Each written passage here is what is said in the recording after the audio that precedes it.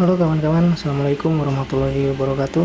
Video ini saya akan mengingatkan teman-teman ke video saya sebelumnya. Kira-kira beberapa bulan lalu saya pernah merakit baterai ini, baterai lithium iron phosphate yang selnya silinder dengan ukuran 32650. Nah, kali ini saya akan melakukan tes atau uji kapasitas dari baterai ini, kira-kira berapa ampere kapasitasnya.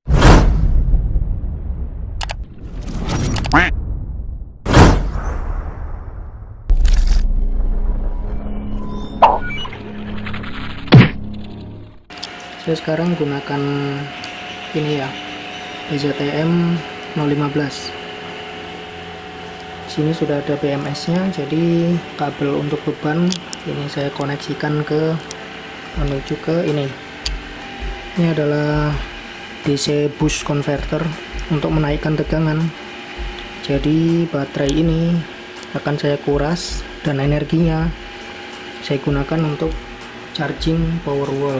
Jadi saya tidak menggunakan resistor beban karena menurut saya terlalu mubazir jika harus membuang energi yang ada di baterai ini. Akhirnya saya putuskan untuk menggunakan DC step up. Jadi energinya digunakan untuk mengisi baterai di atas. Jadi tidak banyak energi yang dibuang akhirnya kan, kira-kira seperti itu. Instalasinya sudah selesai dipasang, kipas juga sudah nyala. Kipas untuk mendinginkan ini DC boost converter. Sekarang kita koneksikan yang kabel output ini yang menuju ke power wall saya. Kita pasang di sini. Oke. 14 ampere saya turunkan karena kapasitas baterai ini estimasinya hanya 15 ampere. Jadi saya harus mengurangi biar berada di 5 ampere. Pengukurannya ada di trim pot ini.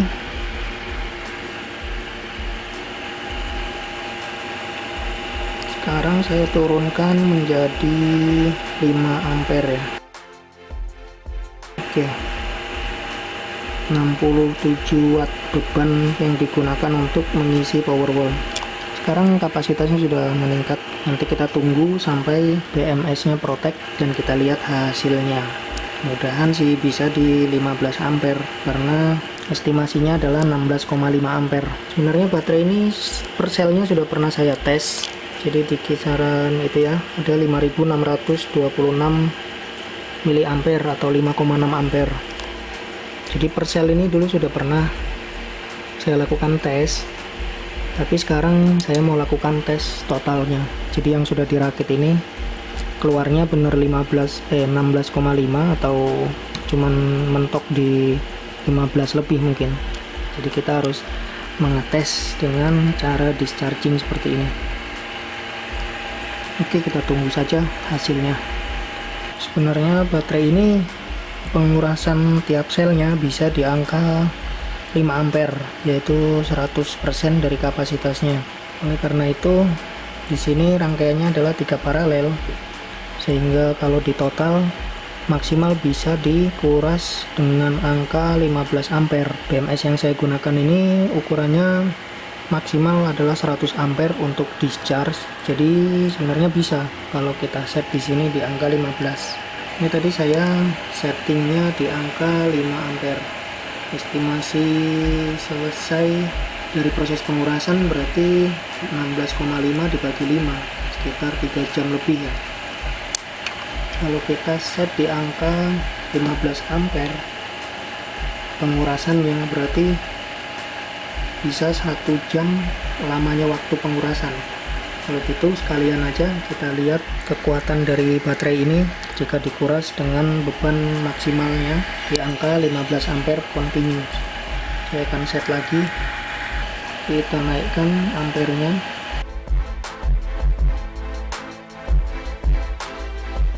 Pengurasan di 15 ampere. Mantap. Dan perlu ngecek kabel-kabel konektor apakah ada yang panas.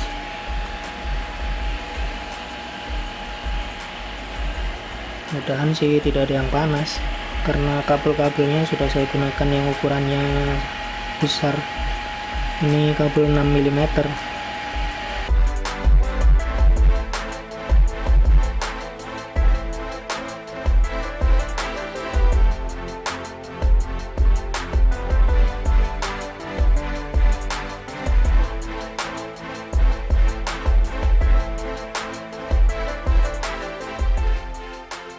Oke, alatnya sekarang sudah mati, sehingga mengindikasikan bahwa BMS nya sekarang cut off.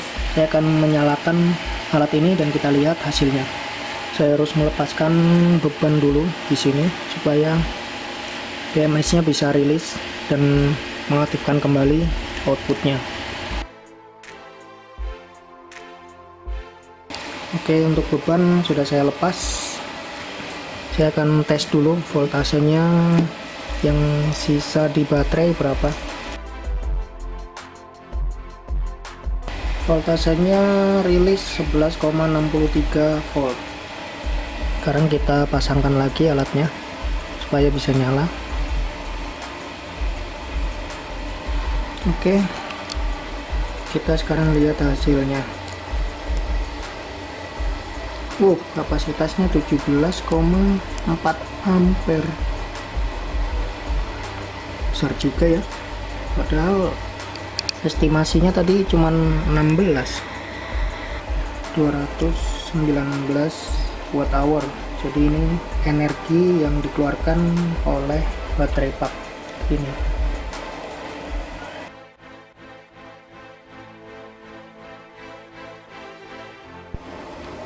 Setelah proses discharging dan pengukuran kapasitas selesai, selanjutnya adalah mengisi kembali baterai ini, dan nanti akan dicek kapasitas untuk pengisiannya berapa ampere dan dibandingkan dengan kapasitas dischargingnya yang 17,4 ini. Nah, dari angka ini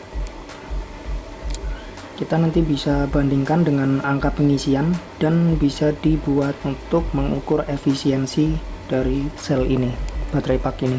Fungsinya kita mengukur kapasitas adalah untuk mengetahui juga efisiensi dari sebuah baterai. Kalau efisiensinya mendekati 100%, berarti saat kita mengisi dan menguras itu kapasitasnya kurang lebih sama.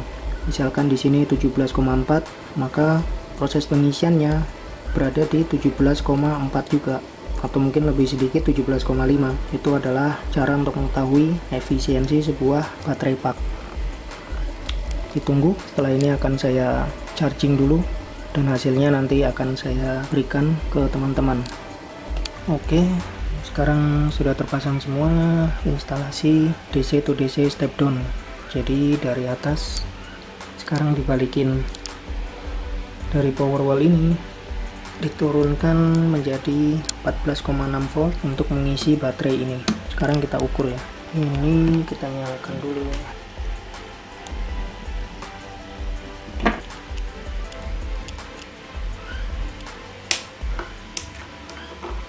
Reset data-data pengukuran yang tadi.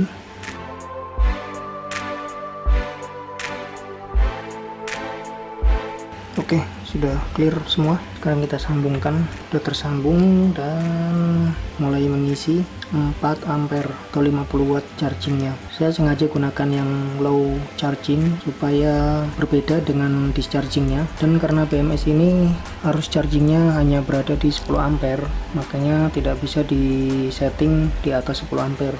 Inilah susahnya jika kita menggunakan BMS yang separate port. Pengisian dari charger tidak bisa digabung dengan port untuk eksternal ini, untuk P, untuk power. Kalau kita gunakan charging menggunakan port ini, maka fitur-fitur di BMS ini ada yang hilang, yaitu untuk over voltage protectionnya tidak akan bekerja. Saya sudah pernah coba charging dengan menggunakan port ini, salah satu sel ada yang meningkat hingga di angka 3,75 volt. Seharusnya tidak bisa di angka tersebut. Normalnya adalah 3,7, itu sudah di-cut oleh BMS ini. Tapi saat saya mengisi dengan port untuk beban, ternyata fitur-fitur proteksi itu tidak bekerja. Jadi untuk teman-teman yang punya BMS tipenya separate port, jangan coba-coba untuk mengisi dari sini ya, karena fitur BMS nya nanti terganggu dan keseimbangan atau proses balance charging tidak bekerja dengan normal. Itu bahayanya, bisa merusak sel juga nanti. Sekarang kita tunggu supaya baterai ini penuh dan akan kita lihat kapasitas chargingnya.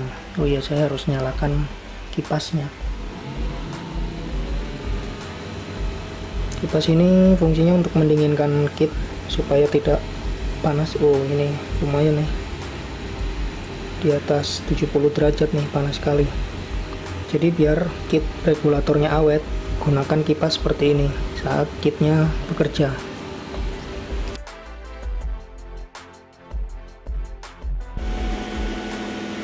Proses pengurasan sudah selesai sepertinya ini, karena di sini ampernya dan energi yang digunakan untuk charging powernya itu berkurang.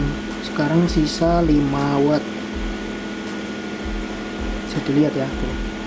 Jadi powernya mulai turun dan kapasitasnya di sini terbaca 15,7. Nah, dengan menurunnya current atau arus untuk pengisian, itu menandakan bahwa BMS ini sekarang sedang memulai ekualisasi atau istilahnya menyeimbangkan di antara 4 sel yang dirangkai seri di sini. Karena mungkin ada salah satu baterai yang tegangannya terlalu tinggi, udah lebih dari 3,65, kemudian diekualisasi, jadi diturunkan, menunggu baterai yang lain diisi hingga voltasenya seimbang. Seperti itulah kira-kira fungsi dari balance charging yang dilakukan oleh BMS ini. Oleh karena itu di sini ampernya atau ukuran current yang digunakan untuk mengisi baterai pak ini sudah rendah sekali. Tadi kan di awal di set di 4 ampere atau kurang lebihnya di 50-an watt. Sekarang proses chargingnya hanya berada di 4,2 watt. Jadi kecil sekali ya. Kemudian kapasitasnya di sini terbaca kapasitas charging berada di 15,7 ampere. Jadi ini belum selesai ya, belum selesai proses chargingnya. Dan proses charging dengan keadaan seperti ini biasanya sangat lama, 2 jam 3 jam itu belum selesai. Jadi ini kan masih 15,7. Kapasitas discharging tadi itu berada di 17,1. Jadi untuk mencapai kapasitas maksimalnya, kapasitas charging maksimal, membutuhkan waktu charging yang lebih lama karena proses ekualisasi yang dijalankan kit BMS itu sekarang sedang terjadi. Spesifikasi BMS seperti ini biasanya sangat kecil sekali. Arus untuk ekualisasinya biasanya berada di bawah 100 mA untuk melakukan ekualisasi. Ada kit yang dijual terpisah dan itu bisa dipasangkan atau diinstal di kit ini, di kit atau di baterai pak yang jenisnya lithium, yang fungsinya untuk balancing dari rangkaian seri sehingga prosesnya lebih cepat karena arus ekualisasinya bisa berada di atas 1 ampere atau bahkan ada yang sampai 5 dan 8 ampere kalau tidak salah. Maka dari itu mungkin di lain waktu, di next video mungkin saya akan mereview alat tersebut. Jadi di sini proses charger terkendala karena lamanya ekualisasi yang dilakukan oleh kit BMS ini.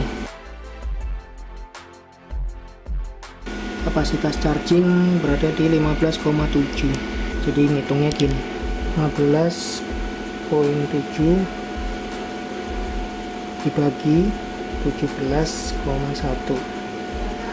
Nah, jadi sekarang kelihatan kapasitasnya baru terisi 91%. Cara ini juga bisa untuk mengetahui efisiensi dari sebuah sel, efisiensi sel atau baterai yang kita gunakan. Aki 12 volt caranya juga bisa seperti ini. Jadi diisi hingga full, kemudian dikuras, hasilnya berapa, kemudian di charger lagi hingga arusnya stop. Atau kalau ini kan masih ekualisasi, ditunggu hingga arusnya di bawah 100 mA. Kira-kira begitu caranya. Jadi selnya di sini efisiensinya 91% karena ini belum penuh proses pengisiannya. Oke, semoga video ini bisa bermanfaat untuk teman-teman yang suka ngoprek-ngoprek baterai atau aki, dan untuk mengetahui seluk-beluk atau karakteristik dari sebuah aki, kapasitas dan lain sebagainya. Dan terima kasih juga yang sudah selalu setia untuk menonton, memberikan masukan, serta berkomentar di kolom video saya yang lain. Semoga saya tetap bisa memberikan video-video mengenai baterai, PLTS, dan lain sebagainya, dan bisa sedikit bermanfaat atau ada yang bisa diambil segi positifnya. Terima kasih. Assalamualaikum warahmatullahi wabarakatuh.